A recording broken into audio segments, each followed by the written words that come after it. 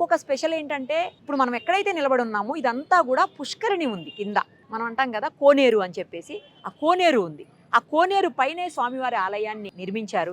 ఆ కోనేరులోనే స్వామివారికి ప్రతిసారి కూడా బ్రహ్మోత్సవాల టైంలో అక్కడి నుంచి జలాన్ని తీసుకొచ్చి అభిషేకం చేస్తారు. ఇలా ఎక్కడా కూడా ఉండదు. శ్రీరంగంలో ఉన్నటువంటి ఆలయానికి ప్రత్యేకమైనటువంటి ప్రతీకగా, అలాగే సేమ్ యాసిస్ రిప్లికా అన్నమాట ఈ ఆలయం. శ్రీరంగం వెళ్ళలేని వాళ్లకు, అలాగే తిరుపతి ఆలయాన్ని దర్శించుకునే అవకాశం లేని వాళ్లకు ఈ వైకుంఠ ఏకాదశి సందర్భంగా ఈ ఆలయాన్ని గనక, స్వామివారిని గనక దర్శనం చేసుకుంటే, సేమ్ అక్కడ ఎలా అయితే మనం ఎంత హ్యాపీగా ఫీల్ అవుతామో అక్కడ దర్శనం చేసుకుంటే, అలాగే ఇక్కడ కూడా అనిపిస్తుంది. అదే పాజిటివ్ వైబ్స్ ఉంటాయి. అలాగే ఇక్కడ కూడా ప్రత్యేకమైనటువంటి ఆశీర్వాదాలు లభిస్తాయని చెప్పి భక్తులందరిలో నమ్మకం ఉంది. ఏ కోరిక కోరుకున్నా తీర్చేటువంటి స్వామిగా ఈ పద్మనాభ స్వామిని నమ్ముతూ ఉంటారు. ఒక్కసారి దర్శనం చేసుకుందాం, అలాగే ఆలయానికి సంబంధించినటువంటి మరింత చరిత్రను కూడా తెలుసుకుందాం.